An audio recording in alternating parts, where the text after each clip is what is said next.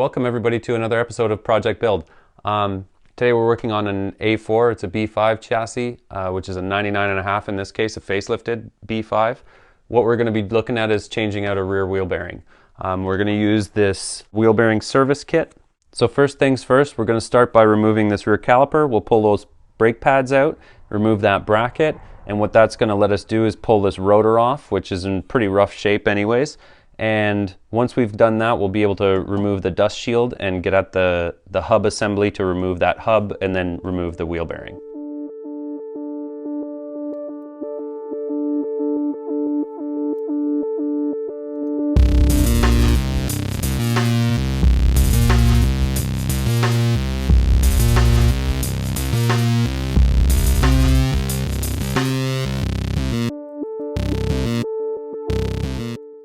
So at this point, what I'm going to do is I'm going to come in and I'm going to spin this axle bolt out. Now you can loosen that bolt off when you still have your whole braking assembly on the car, because what that allows you to do is if you have a helper, you can get them to stand on the brakes while you try and undo that bolt with a breaker bar or something like that. This bolt does tend to be super tight.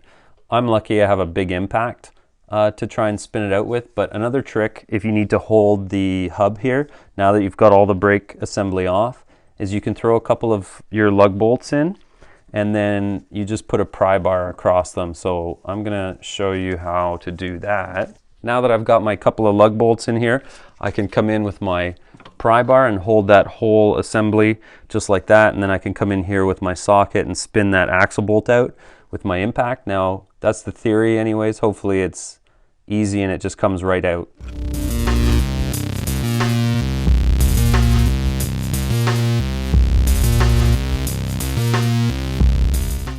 So now I've got my axle bolt out. I want to be able to pull my axle out from the back of this upright, but it's a little bit tricky. This car is 20 years old, keep in mind, and this one in particular has seen a lot of Canadian winters. So most people tell you have to pull this speed sensor out and then undo the bolts that are holding the axle to the diff, and then you can pull your axle assembly out, and that's a really good idea. If you think that you can get away with that on your car, awesome. Definitely do that. But in my case, what I'm going to try and do is I'm going to undo my sway bar end link bolt here. I'm going to undo this bolt at the upper A-arm, and then I'm just going to loosen my lower bolt here, and that's after I've made a mark on it to make sure that I can put it back in the same spot and maintain my alignment. Once I've loosened that off, removed this bolt and that bolt, I should be able to have enough play to just kind of swing this upright out away from the car, and that'll let me pull the axle out from the back of the hub assembly here.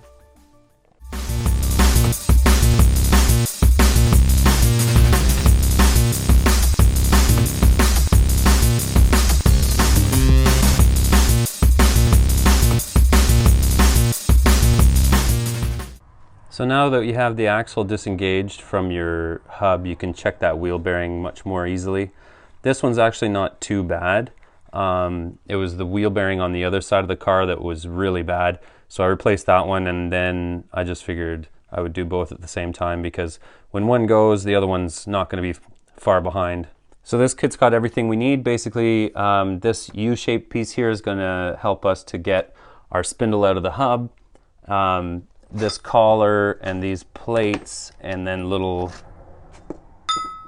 discs here are gonna be everything that we need to pull that bearing out and press the new one back in, and should be pretty easy to do. So now that we've got our axle out, we can go ahead and pull this spindle out of the wheel bearing, and how we're gonna do that is using this U-shaped tool and a couple of the machine screws that come with the kit. We just slide that over the outside of the hub, and those machine screws, if you have a look, you'll find a couple of the holes line up just right with your dust shield bolt locations. So find a couple of those that match up, and then you can tighten those screws down. So now we've snugged down just these two screws so that this plate is tight against the hub, and now we can come in and we can drive this off using our 3 long bolts here. So basically all we do is line these holes up, and those will just thread into the wheel bolt locations, and just need to pick 3. And we're just going to feed these in until they make contact with that support ring that's on the back side, and then just gradually tighten the 3 of them up, and that'll kind of move that hub out. Threaded my 3 bolts all the way in. All 3 bolts are touching the support ring on the back side here, and I've got them spaced apart. You can see I've got a hole in between here so that I'm pulling on the plate from opposite sides of the hub so that it comes out nice and straight, hopefully. And then all I'm going to do now is just slowly tighten them each like a quarter turn or half a turn at a time, and just walk that whole assembly out.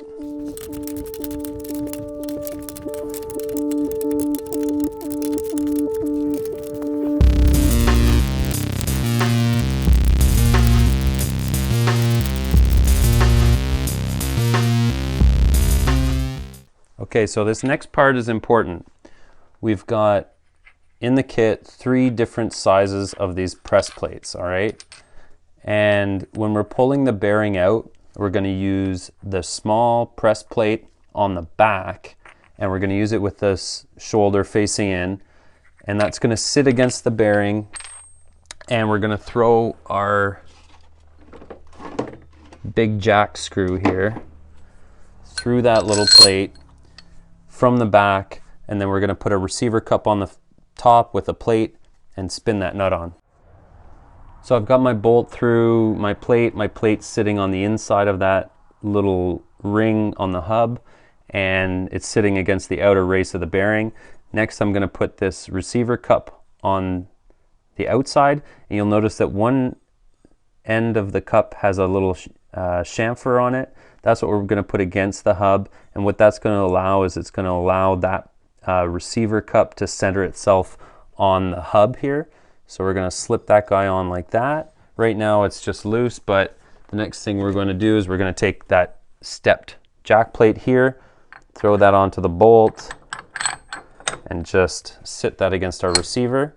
Make sure our bolt is bottomed out, and then we're going to grab our washer, put that guy on the bolt, and finally we're going to spin our nut on. So we're going to just give that a wiggle and make sure that it centers itself on the hub. That's a little bit snug. We're going to come to the back here and just feel and make sure that our press plate is still on the inside and that it's not hanging up on that little lip, and this whole assembly is nice and tight.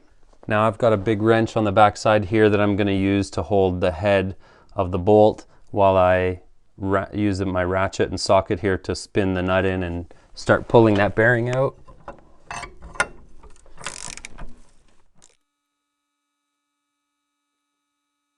Okay, and now after a lot of effort, there's our wheel bearing, and that's stuck on there. I'll have to knock that off with a hammer.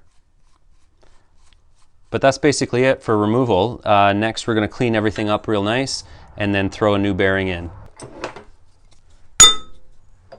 So if we have a look inside our bore here, you can see that inside the hub you see that little step there, that little lip, steel lip in the back. That's what your bearing sits up against.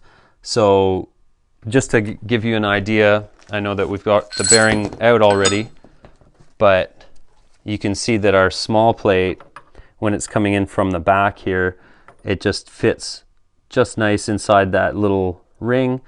So that way you press your bearing out without damaging anything.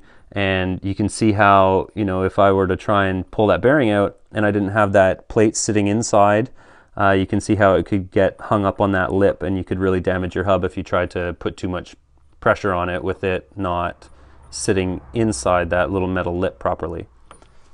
So when we go to reinstall our new bearing, that's something that we got to keep in mind, is we got to get the bearing right up against that lip as well.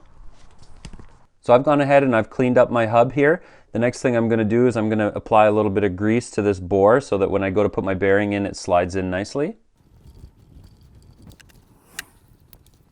Now this is my new bearing, and I've put just a tiny little coating of grease on it just to help it along when it's going in. Now you'll notice there's a little bit of a larger diameter and a little bit of a smaller diameter inside the bearing. So the way that works is once you go to put your spindle in, you'll notice that on the shaft of the spindle here, there's like a raised portion and then a slightly smaller portion. And you want those to line up with the different sizes on the bearing. So when you go to put the bearing in, you're going to put the larger diameter facing out towards the outside of the car. And the way we're going to draw this bearing in is we're going to use the stepped plate here on the back.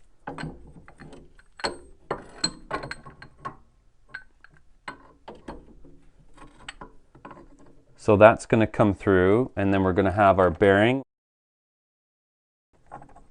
And it's going to sit just in there.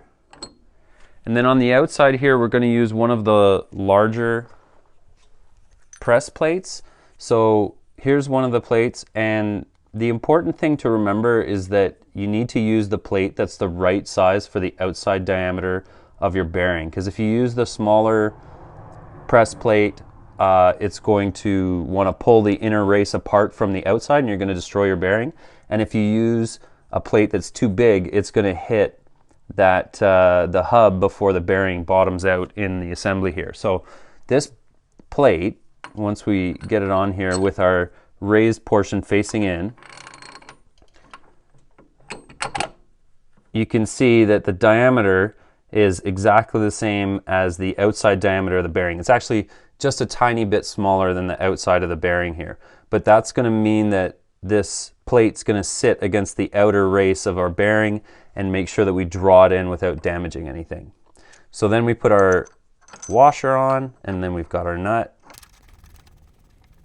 Now once this is a little bit snugged up, I'm just going to go through, I'm going to make sure, you see I've just freed up some space there by giving it a wiggle. I'm going to check the back side of the hub and make sure that this plate on the back side is sitting flush against the hub, because if that plate is crooked at all, it's going to end up pulling the bearing in crooked. So if that back plate is crooked, that means that this plate's going to be crooked, and it's going to push against one side of the bearing more so than the other, and it's going to make the bearing kind of turn in the hub that like this, and it's going to get jammed and won't be able to go in all the way. So after I check them, make sure that this back plate is flush and then my front plate is flush, I'm going to start to draw that in just by tightening up that nut against, and I'm going to hold the bolt on the back just to draw that bearing in.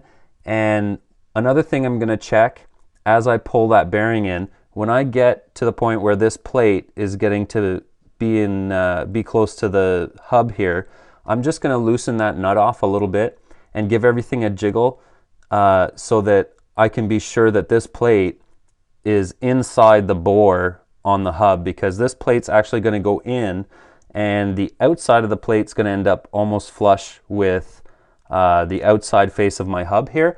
And the reason for that is because this bearing actually sits inside the hub a little bit. It's below this surface here, and I need to make sure that it's in all the way and sitting against that little ring that's on the inside of the hub that we looked at earlier. And if I don't do that, my bearing's not actually going to be seated properly, and I'm not going to be able to put the spindle on properly, and everything will have to come back apart. So I'm just going to check all my spacing, make sure everything's flat, and then I'll start to draw that in.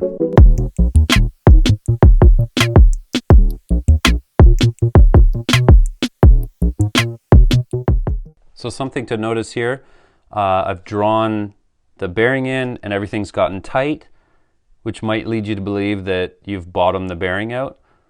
But what's happened, you might be able to see there's a little bit of a gap up here, and I think what's happened is this cup has bottomed out against the hub. Just from me leaning on the bar or whatever, this cup has moved off the outer race of the bearing, like not totally off of it, but just has moved a little bit, and so it's hanging up. And this is where I'm gonna just back the nut off just a touch and just recenter that plate to make sure that I'm getting inside the hub.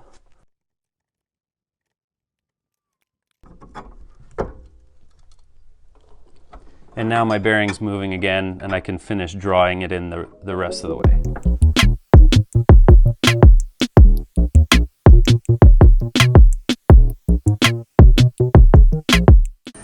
Now that I've pulled that in the rest of the way, it's gotten tight again, and I suspect I'm bottomed out against my little ring on the inside of the hub there. So I can take my press plates apart, back this nut off, and then I'll just have a look, make sure everything's seated in properly, and then we'll press the spindle in. Now we're ready to press in the hub. So it's a little bit of a different setup again. Basically, what we're going to use is from the back, we're going to have the bolt we're going back to the small press plate, and we're flipping it around so that the flat side is facing in. Now the reason for that is so that this press plate sits inside that little ring and sits up against and supports the inner bearing race. And so we're going to go ahead and slip that guy in. Make sure that it's centered, that it's sitting inside of our little lip. And then we're going to have our hub in here.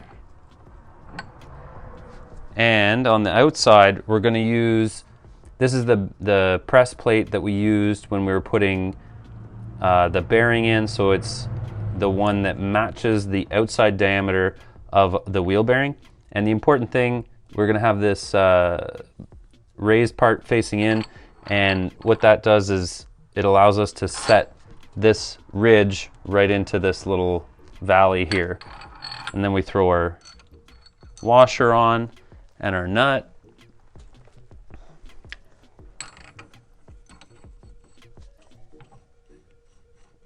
And then once again, before we go ahead and start drawing everything in, we're going to make sure that everything's sitting square.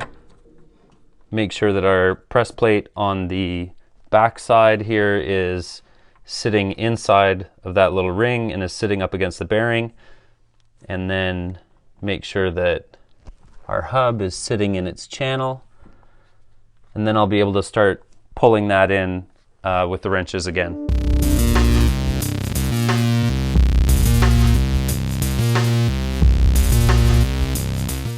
Now that we've snugged that up, we have a look at our gap. Everything looks nice and even. So I can go ahead and take my nut off and take my press plates out. And there we go. Nice new bearing. So that should be good for sure the rest of the life of this car.